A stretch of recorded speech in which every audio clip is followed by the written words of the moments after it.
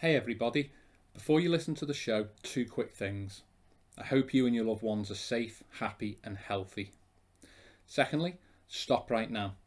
If you haven't already, check out our free to access conveyancing service for mortgage brokers and estate agents. Mortgage brokers must check out our free to access services at themortgagebrokerclub.co.uk, including over 25 categories of mortgage broker tools. Stay well, and I hope you enjoy the show.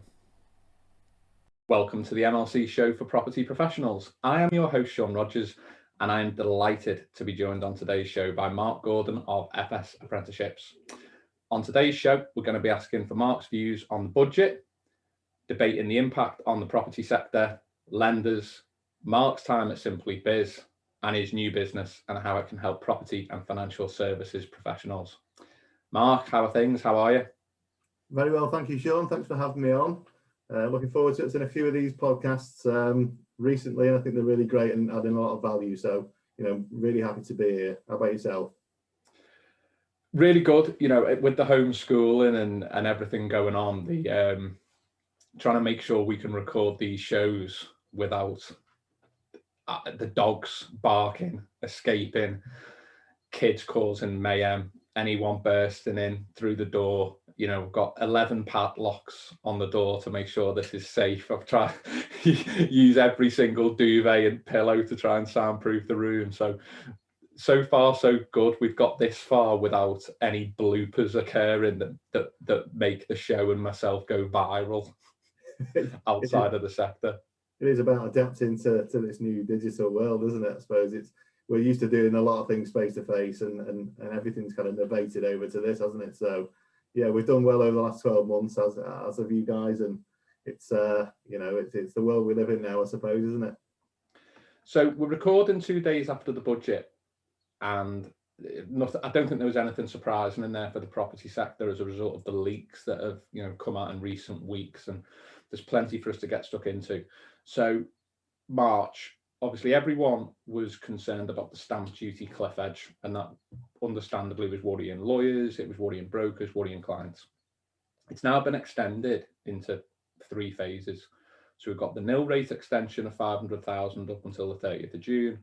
Then we've got the nil rate reduced to 250,000 up to the 30th of September. And then the traditional level will be reinstated on the 1st of October. What are your initial thoughts on that, Marc, for clients, lenders, brokers, and estate agents? Yeah, and I think it's a great result all around for clients. So many have been worried about, whether they'll be able to get that purchase or sale over the line before the deadline. And this just gives them extra hope that they can now finalise their first or dream purchase of their property. I've spoken with a few lenders since the budget, and the positives for them is that a lot of hard work's gone into making sure that their brokers have been able to deliver these results and fulfil their clients' dreams. The danger of a cliff edge, I suppose, for lenders was that it might all amount to nothing in a lot of cases, because without stamp duty and that holiday, many buyers couldn't afford to finalise the purchase. Same goes to the brokers. The amount of blood and sweat and tears that has gone into getting these mortgages over the line for the clients, could potentially go to waste if application collapses at that deadline. Brokers enjoy doing what they do because they're making clients' dreams come true. For them, a cliff edge, that feel more like the dreams are being shattered, I suppose. Again, similar story for estate agents, from another angle, selling a home to a first-time buyer who can now eventually afford to buy their first home, or clients that maybe finally be able to move to their forever dream property, because it works on that end of the scale as well. It was all in danger of collapsing. A lot of chains could potentially crumble if deadline lifted at the end of March with no extension or structured return. So I suppose with yesterday's budget, many more property buyers will be able to make these dreams a reality, which I think is amazing. I think it is super important, though, that we manage clients' expectations. So when we get closer to this sort of tapered return, contact your clients now and get ahead of the curve. Yeah, that's my concern, especially looking at it from a legal perspective and for conveyancing lawyers. I've got a lot of sympathy there because if something doesn't complete, the likelihood is, rightly or wrongly, and even in bespoke cases, maybe it's fair, maybe it's unfair, they're going to carry a lot of the can, potentially. And then probably secondly, lenders, I guess, if things don't complete by a certain deadline. So I imagine there'll be a ton of relief that this 31st March deadline isn't there. But similar to what I said last year, and I think it's still pertinent now, in the last 10 years of legal reform, the relevant governments have just had a terrible tendency for putting cliff edges in and not really caring and saying, you guys need to sort this out. As you were just alluding to, that puts the pressure on far too many people, in my view, to communicate the same message to a client, because you have lenders, estate agents, potentially mortgage brokers, and lawyers. And the question then is, as you get nearer to that cliff edge, what is the message that is going to be delivered to those clients about stamp duty? Because as far as they're concerned, they're coming into it maybe 3 months. Is it 4 months? Is it 2 months? Is it a month? Is it 2 weeks? Is it 2 days? Is it 2 hours before the deadline? At what point does the message come in that says, we can do this, but there is now an increase in risk, you're going to miss the deadline? And therefore, what happens if you miss the deadline? And for some people, that might be, it doesn't really matter. It'd be nice if we hit it. It doesn't matter if we don't. And that's fine. I think everyone can proceed there. But where it's, if we miss the deadline, this is not going to happen, I think that's where the difficult conversations need to be had. Or everyone needs to go into that with their eyes wide open. And I think I'm still hopeful, and maybe I've missed this, and apologies if I have, but I hope that they bring something in that is a trigger point to basically say, if you have got to this stage by this date, you don't have to have completed by that deadline. You're safe, in essence. That would be common sense to me if they're going to do this. There's a wider discussion as to whether they should be doing it or not. But now they've done it, I think that's the only fair way to do it. I imagine they're not going to. And everyone can breathe a sigh of relief now. But I think this just kicks it further down the road. And the issue, as we'll come on to, when we're discussing, 95.5 mortgages, I can just see this, everyone taking a breath now, but I've just got a bad feeling that in a few months' time, the pressure of that is going to be immense. And it's frustrating because, and they're not notoriously great at doing this, I think lawyers have to protect their brand and have to protect what they do and learn the lessons here. And I think they've got to communicate much more clearly as a firm and through the various panels and contacts that they have to say, if you want to put work with us by this date, A, we are charging stamp duty, and B, you are not going to meet that deadline with us right now. And just to be completely clear with that. And I think everyone needs to, if they do that, everyone needs to respect that and see that as a positive, that they're communicating with that level of clarity. I wanted to pick your brains, Marc, on the new mortgage guarantee for home buyers who can only afford a 5% deposit. I've seen that, obviously first-time buyers, that's amazing, but it's obviously been entitled for home buyers. So the 5% deposit, they receive a guarantee on 5% loan to value, and many of the leading lenders are going to start with this in April, and many more like Virgin Money and others are going to start May onwards, according to the Chancellor. What are your thoughts on that? Yeah, absolutely. I mean, this was a fantastic announcement, and one that I suppose I was personally hoping for, because my little sister can now buy her first property because of this scheme. Ultimately, she wouldn't have been able to do that without this scheme. She was going to be waiting a lot longer, and that'll be the same for a lot of people across the country, I suppose. Not just my little sister, but there'll be people who, I suppose, had a 5% deposit. COVID hit, lenders pulled back their LTVs because of the element of risk. Therefore, they would no longer had enough of a deposit. So it's almost, they're there, and then that's taken away from them. So this is going to give them that opportunity in this short space of time to be able to do that. It's creating opportunities for clients but it's also creating business for estate agents, brokers and lenders as well. Not forgetting the positive impact on our economy. Looking at your sister's case, Mark, I was going to say, looking at your sister's case in the market, what do you think about price increases? Do you think there's any risk? Are people scaremongering, or do you think there's a chance that stamp duty combined with 95.5 actually means that whether it be the sellers themselves, estate agents, combination of both, the prices rise, and then it's all very good having the 5% deposit, but then can people meet the affordability criteria for higher prices? House prices have been booming for a while now. Could be a risk of a bubble later down the line. What are you still confident that this is a whole raft of great positives, or do you think there are potential issues that could come out later down the line?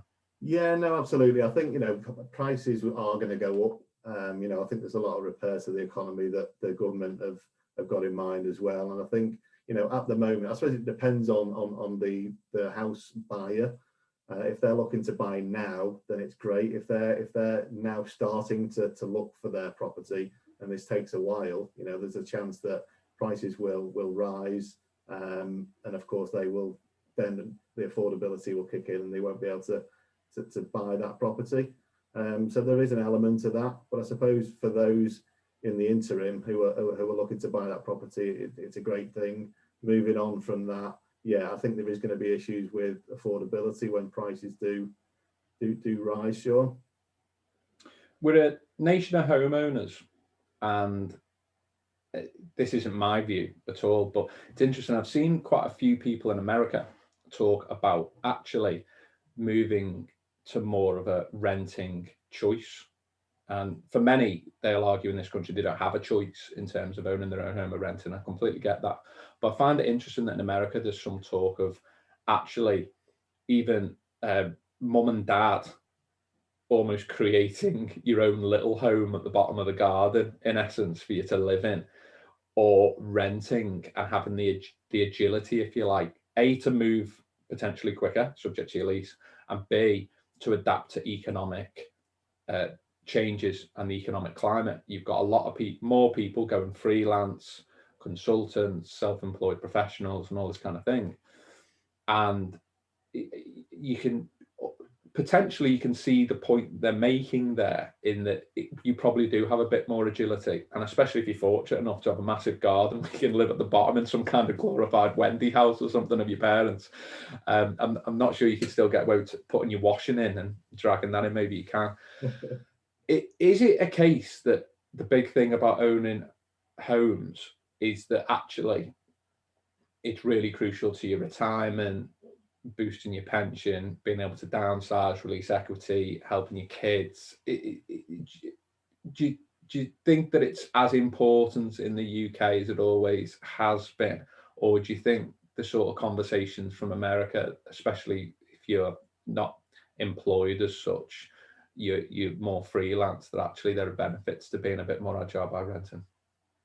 I think it's certainly a case-by-case basis. I mean, for renters that do travel a lot and they move around the country, renting is probably a better option for them, in the sense that, they're not stationary, they're not in one place. So it does give them that flexibility to move around and not commit to the purchase of a property.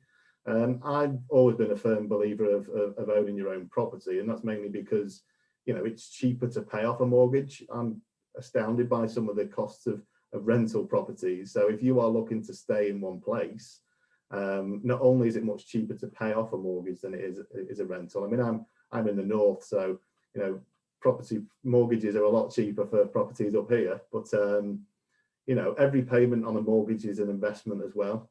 So if you're paying rent, you're not going to see that money again, so you're not putting that money into equity of a property. Unfortunately, for a lot of people, renting is their only option. So it's crucial that we still have a strong buy-to-let market, allowing more landlords to purchase property in order to let that out. But purchasing a property, as you already mentioned, builds equity. So that can be used for a retirement income, a pension pot. There's no equity to bank when downsizing in your later years if you are renting.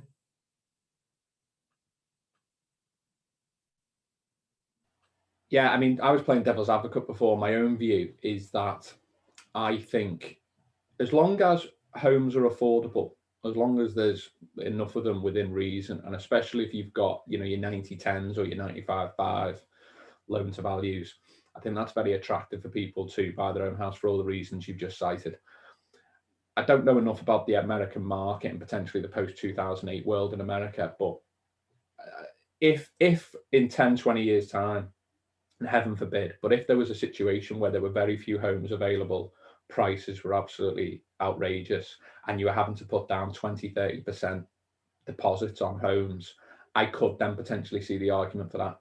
Because if you're talking about having to put down, I don't know, something like 20, 30, 40, 50, 60,000 pounds on a property, and you're then to some extent tied to it for quite a while, hypothetically, even if that be an emotional commitment more than actually anything contractual or anything else, I can kind of understand where, especially if you're freelance or self-employed, that 30, 40, 50, 60,000 pounds, maybe there are potentially better investments there, even for your own living ability, or especially if you might have a job that you absolutely hate and you're actually only doing it because you wouldn't get that wage anywhere else. And the reason for doing that is because you've got a massive mortgage and that's making you unhappy. Then that would be another situation where I'd be like, maybe actually downsizing and getting rid of some of the material aspects to actually be happy is maybe something to look at. But yeah, I agree.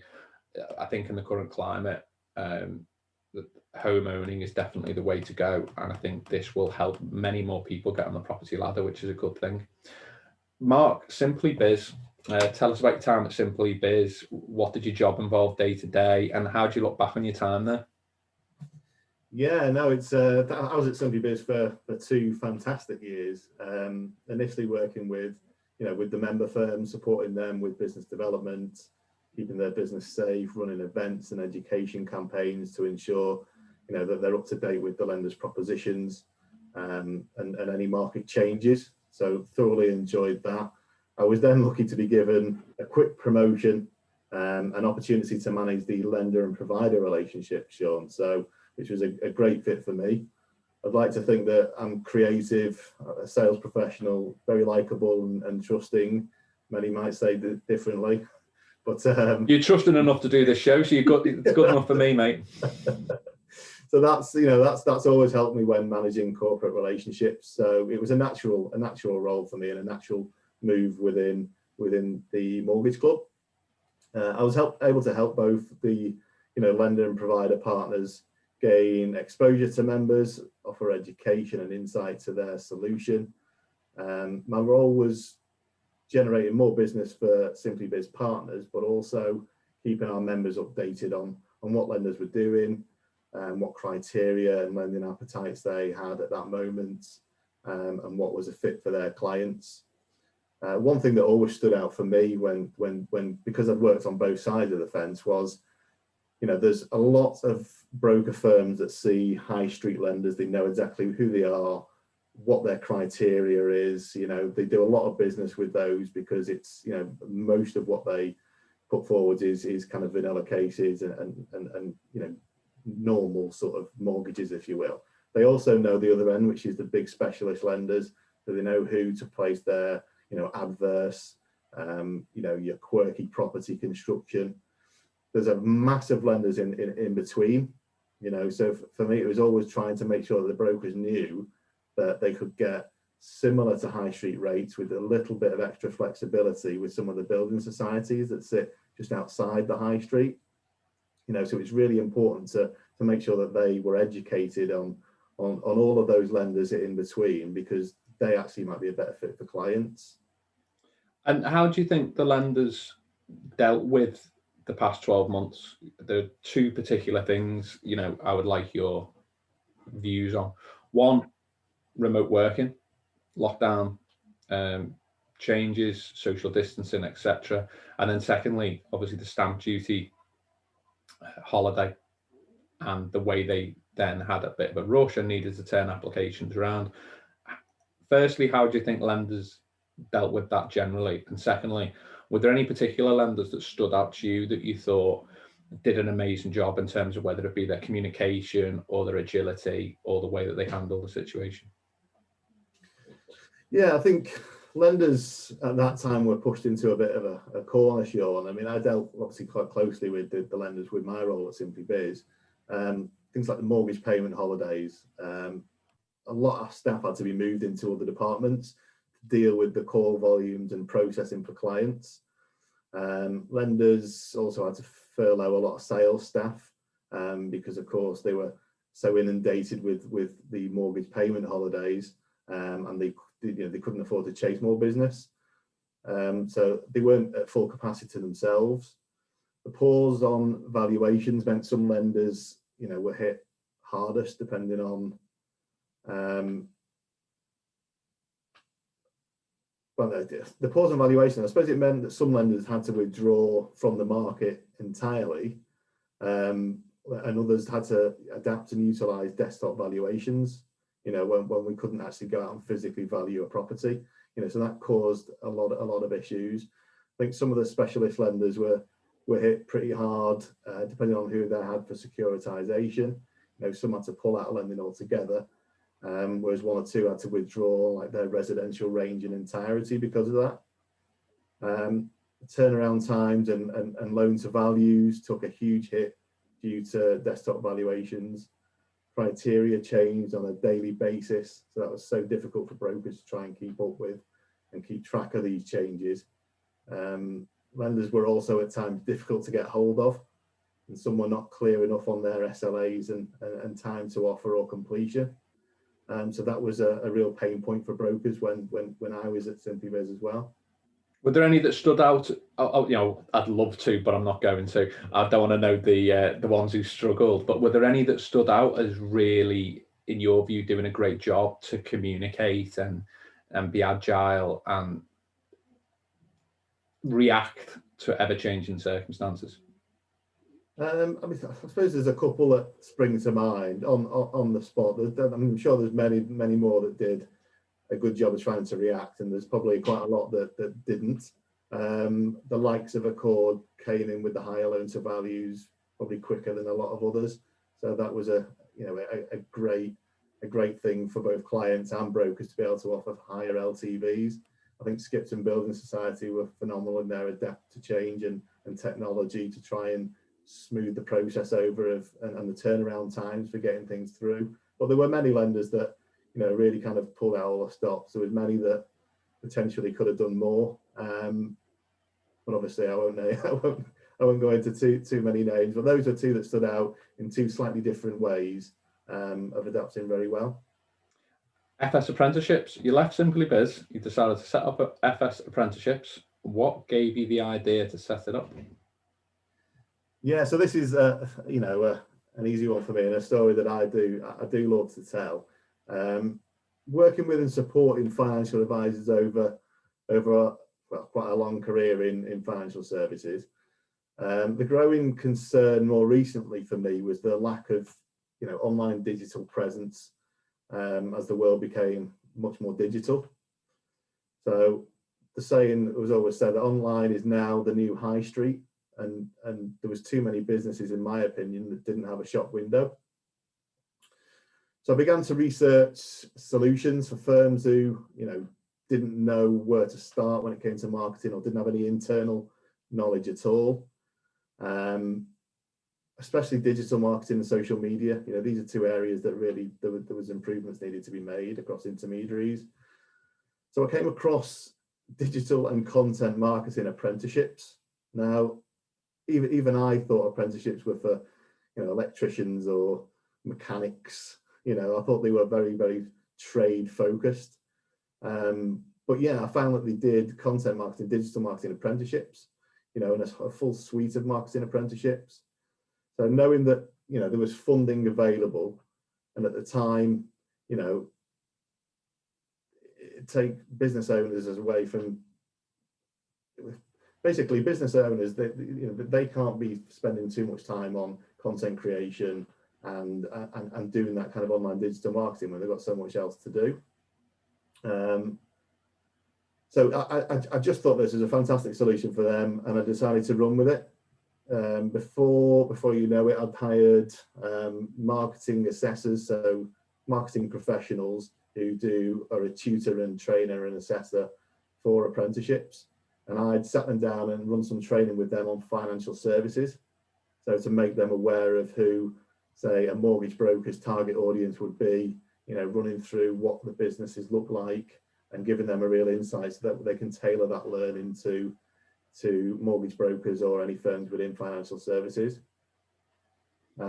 So far, I reached out to some of the firms that I've dealt with over the years, and so far, they've opened their arms to the opportunity. They've never thought of that and thinking that it's a fantastic solution for us, with limited budget.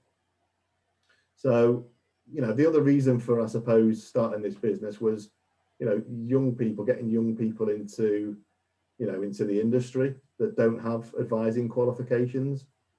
So it might be that they're real marketers. They want to be marketers. They enjoy marketing. They know, of course, financial services is crying out for marketing professionals. Therefore, why couldn't that be an into the industry? That was one for me.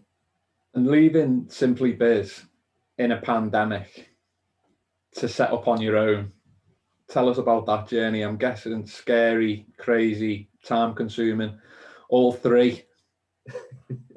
Yeah, it was very mixed emotions for me, Sean. I'm not going to lie. It was I was doing something that I really enjoyed, with a team that I fit into extremely well.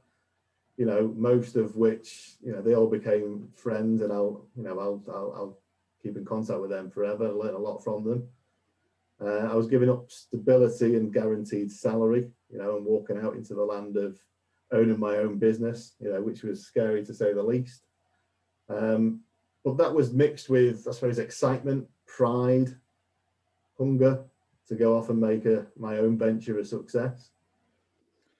And how does FS Apprenticeships work in terms of, I assume you've got maybe your smaller operations, self-employed professionals who I assume would look at this as either a time saving support partner, if you like, or someone to fill a knowledge gap void potentially, and that they might not feel comfortable being online, they might not feel comfortable doing stuff in the digital space. But alternatively, you could have bigger businesses that do have some internal resources, internal teams who, if you like, create the blogs, do the videos, do their webinars, do various things in terms of networking. Are you able to work with everyone? Is it a particular niche that you're looking to work with? Yeah, absolutely. I mean, the niche that I was looking to offer the solution to initially was more of the sort of SMEs that, didn't have a sort of marketing strategy, or, they're using they're outsourcing to a third party digital agency, marketing agency. So they could actually have someone with internal knowledge that could actually own that relationship with that marketing agency. So really that's the initial kind of niche area that I'm looking at, starting with brokers that haven't got any marketing at all. They might dip their foot in, but aren't really making the most of it, or they've got, they just haven't got that internal resource to do it. But then, moving forwards, I suppose for your larger businesses, it could be a case of they've got a couple of people and they're looking for extra people to come into the business, as marketing apprentices, as extra resource that can actually grow and to go through their development with a bigger firm. But yeah, sorry, Marc, I was going to say, how does the government funding work? What are the costs involved in this? What would people be looking at as an outlay? And is there a lot of administration that's potentially involved in them in terms of dealing with this government funding? What's it like in terms of costs and actually the hidden resources of actually running this? Yeah, so another great reason for using the solution, I suppose, is that the qualifications are funded up to 100%. So when I say up to, typically if you're upskilling the current staff member who's over 18, it'd be funded at 95%. That would mean that the employer would need to pay 5% of the qualification. So that would be a maximum of £600 depending on the qualification. So yeah, it's heavily government funded in order to develop people into marketers or getting people back into work. So from a cost perspective, this is one of the biggest USPs. You're using government support, government funding to help you grow your business, and us as a training provider, can support the marketing area of the business, your digital and your social media marketing. On top of the funding, you've also got the cash grants that are available at the moment. So if you're hiring in a new apprentice, in addition to that funding, you receive a cash grant for giving somebody the opportunity, I suppose, Sean. And this was up to £3,000 depending on age until budget, when good old Rishi made it £3,000 for any age group. So again, with that in mind, it's people that may have lost their job because of COVID. You can actually, as an employee, give them the opportunity to come in and get back into the industry, or start their career in financial services. So the cash grants for 16 to 18-year-olds have been now up to £4,000. So I suppose if you're looking at it from a business, what does this cost? It's very minimal cost to actually get somebody on board, or to put a current staff member onto an apprenticeship in marketing and upskill those. You'll get a cash grant for that as well, which can go towards wages of bringing somebody in, or it can go towards, obviously the platforms that they may need to use and utilize whilst creating content, whatever they want to use that for. But it is given to them by the government, really, to support them whilst they're supporting, other people getting back into work or starting their career with your business. I'm playing devil's advocate. If I've got loads of introducers, got all these amazing new 95/5 loan to value guarantees from the government, stamp duty holiday extended, I'm really busy. Whether I'm doing anything in social media or not, are you worried, or how would you deal with people responding saying, why would I dedicate any time to this? Why would I dedicate any funds to this? Why would I potentially look at doing this when I've got all this going on, really busy, things are flying, market looks like it's going to be really strong for the rest of this year by the looks of it? Why would I be interested in FS apprenticeships? Absolutely. I suppose there's a number of reasons, but I'll pick on one or two, I suppose, Sean, as primaries. And that's, one being you're currently doing well, being too busy. I'll emphasize on that. But what happens when, your competitors start to ramp up their online presence and brand awareness? And then further down the line, when you are out of sight because you've not been creating content, you've not been, raising your brand awareness and building a brand in that time, where your target audience, they start to use your competitors because, they have invested in content marketing, they have invested in their brand, they've been over the course of a few months raising brand awareness, letting people know who they are, their values and core values. Gradually you will start to lose those customers that are with you now. Marketing is not something that works overnight. It's all about building a brand, which can take time. So by not making this a priority now will affect your business in the future. I can guarantee that a business's competitors are looking at bolstering their digital marketing now, and you can't afford to, not especially now when we're well into the innovation of a new digital world, you can't afford to not be seen by your target audience, or be trusted by your target audience, or them know your brand and know who you are and the solution you offer. There's no great cost to using this solution. So, the extra revenue the apprentice brings in by creating content and building on that lead generation will more than cover the cost of the hire if you're bringing somebody in. And FS apprenticeships will take care of all of the training. So, all you need to do as an employer in that sense is to make sure that they're spending time to learn and complete their program. So if I was to summarize, why in that situation would you use FS apprenticeships? It's all the training is done by FS apprenticeships. Most of the cost is covered by the funding. The marketing of your business will improve and generate more business, as well as retain your current clients. So you'll have more time to concentrate on further growth of your business and improve processes within the business. Yeah, just to reinforce that, I think I use this analogy quite a lot, that it's so difficult when you've got pillars, if you like, of your business that are going so well. Let's use introducer partnerships, introducer relationships as an example. Well, you could look at it the other way. You could be doing all your referrals through online, Facebook, almost like your local networking, and you haven't got that many introducer partnerships in place. And I just think you're exposed if you don't have more than one pillar, even if it is only two. And like you said, the other problem with that is that if you're only got one, maybe 1.5 pillars, so to speak, if you lose one, it's very, very difficult to react to that as quickly as you would need to. And you are much better putting the seeds in the ground and watching the flower grow and watering it, even if you're only dedicating 10% of your time to that in a long-term play. Because I just think you're always better either turning work down, passing it on, or you may make the decision to grow your business on the back of that. Time is obviously an issue, and I think that's what I really like about the service, in that this might fill a knowledge gap for people. I like the fact that it involves the training. I also like the fact that it helps, obviously, young people in particular, but people move into the sector. And I think that would be my concern looking forwards, that especially the people who are built on introducer relationships. Someone told me a long time ago in business, and it goes for football as well and sport, that if you want loyalty, buy a dog.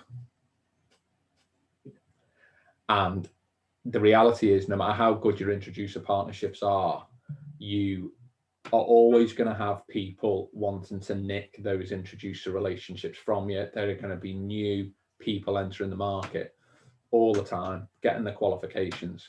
And like you say, in terms of doing stuff digitally and online, it's hard enough finding the time for it. But then secondly, it's hard enough finding the right strategy. I could run and walk as far as I want to the north, but if I'm looking to end up at the South Pole, it's going to take me a hell of a long time. Yeah. So having the right strategy in place to make sure that what time is committed to it is pretty crucial. And I think if you're only going to be in the industry for another few years and you're looking to retire, then I don't think it's that big a problem. But I think if you're looking to be in the industry post 2025, I think you have to be dedicating some of your time to your online media, your digital media, and so forth. That's it for this week, everyone. Thank you, Marc, for being such a fantastic guest. Thank you for listening.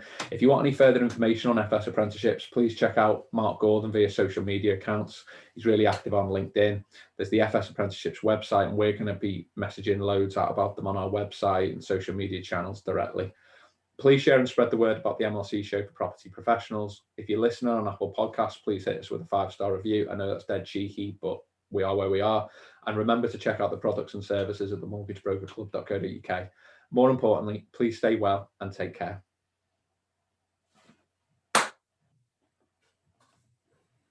Brilliant, mate.